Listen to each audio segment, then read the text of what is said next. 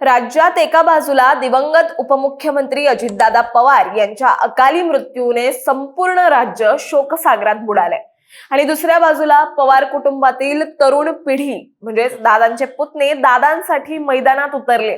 रोहित पवार आणि युगेंद्र पवार दादांसाठी आक्रमकपणे लढत असताना दिसतात।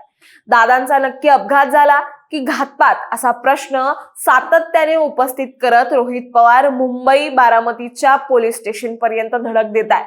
पण एवढं सगळं घडत असताना प्रश्न असा आहे की या सगळ्यात पार्थ पवार आणि जय पवार कुठे आहेत? या लढाईत ते का दिसत नाहीयेत? आणि याच संदर्भात पार्थ पवारांबाबत रोहित पवारांनी अत्यंत मोठं विधान केलंय। आता ते नेमकं काय म्हणालेत याबद्दलच आपण सविस्तर जाणून घेणार आहोत या व्हिडिओच्या माध्यमातून। दरम्यान चॅनलवर नवे आला असाल तर चॅनलला सबस्क्राईब तर कराच। त्यासोबतच आमचं नवं व्हॉट्सअप चॅनलही सुरू झालंय। त्यात तुम्हाला सगळ्या अपडेट्स, दिवसभरातील सर्व व्हिडिओजच्या लिंक आणि बातम्या एकत्र पाहायला मिळणार आहेत। त्यामुळे आम्हाला व्हॉट्सअपवरही फॉलो करायला विसरू नका आणि याची लिंक तुम्हाला बायोमध्ये मिळेल। विषयाला लगेचच सुरुवात करूयात। राज्यात अजित पवार यांच्या विमान अपघाताने एक मोठी खळबळ उडाली। मुंबईहून बारामतीकडे जात असताना अजित पवार यांचं विमान कोसळलं आणि या भीषण अपघातात त्यांच्यासह विमानातील सर्व जणांचा मृत्यू झाला।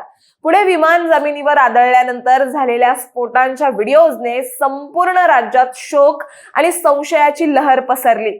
दादांच्या अपघातानंतर लगेचच सुनेत्रा पवार यांनी उपमुख्यमंत्री पदाची शपथ घेतली आणि अजित पवारांच्या राष्ट्रवादी काँग्रेस पक्षाच्या त्या राष्ट्रीय अध्यक्षा झाल्या, ज्यामुळे पक्षातील नेतृत्वाची जबाबदारी पूर्णतः त्यांच्या खांद्यावर आली। सुरुवातीला यासाठी प्रफुल्ल पटेल यांचं नाव चर्चेत होतं, पण सुनेत्रा पवारांनी पक्षाची संपूर्ण कमान आपल्या हाती घेतली। बरे, या सर्व दुःखद घटनेनंतर पवार कुटुंबातील तरुण नेत्यांची भूमिका आता चर्चेचा विषय ठरली। शरद पवारांच्या राष्ट्रवादी काँग्रेसचे आमदार रोहित पवार या प्रकरणात अत्यंत आक्रमक झालेले आपल्याला पाहायला मिळतात। त्यांनी दादांचा हा अपघात आहे की घातपात असा संशय व्यक्त करत बारामती पोलीस स्टेशन मध्ये गुन्हा दाखल करण्याची मागणी केली, पण अद्याप FIR काही नोंदवला गेला नाही। एवढाच नाही तर रोहित पवार यांच्या सोबत युगेंद्र पवार आणि रोहित यांचे वडीलही पोलीस स्टेशन बाहेर हजर होते, ज्यामुळे दादांसाठी रोहित आणि युगेंद्र पवार मैदानात उतरलेत असं वातावरण तयार झालंय। पण लक्ष वेधून घेणारी गोष्ट ठरली ती म्हणजे अजित पवारांच्या कुटुंबातील कोणीही त्या ठिकाणी लांब पर्यंत दिसलं नाही, ज्यामुळे स्वतः दादांचे दोन मुलं पार्थ पवार आणि जय पवार यांच्या अनुपस्थितीवर आता प्रश्न उपस्थित केले जाऊ लागलेत। याच पार्श्वभूमीवर रोहित पवारांनी पार्थ पवारांबाबत एक अत्यंत मोठं आणि महत्वाचं विधान केलंय। ते म्हणजे जेव्हा त्यांना विचारलं गेलं की पार्थ पवार त्यांच्या सोबत का नाहीयेत, तेव्हा रोहित पवार असं म्हणाले की पार्थ त्याच्या लेव्हलच्या अधिकाऱ्यांसोबत बोलून लढत असेल, त्यामुळे तो लढत नाहीये असं आपण बोलू शकत नाही। रोहित पवारांचं हे विधान अत्यंत महत्वाचं आहे। दुसरीकडे पार्थ पवार आणि जय पवार यांची भूमिका गूढ आहे।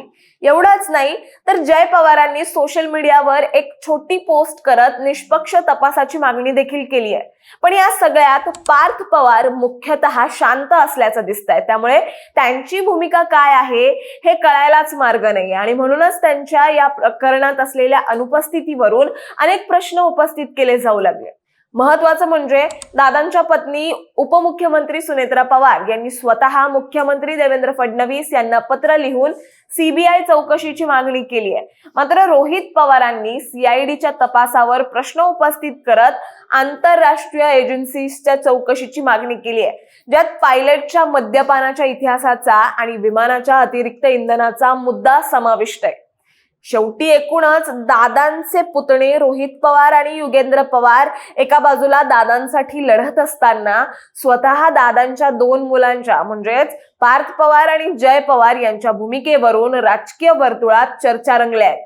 तुम्ही याकडे कसं पाहताय हे आम्हाला कमेंटमध्ये नक्की सांगा आणि अशाच माहितीपूर्वक व्हिडिओ बघण्यासाठी लगेचच सबस्क्राईब करा प्राईम टाइम महाराष्ट्रला।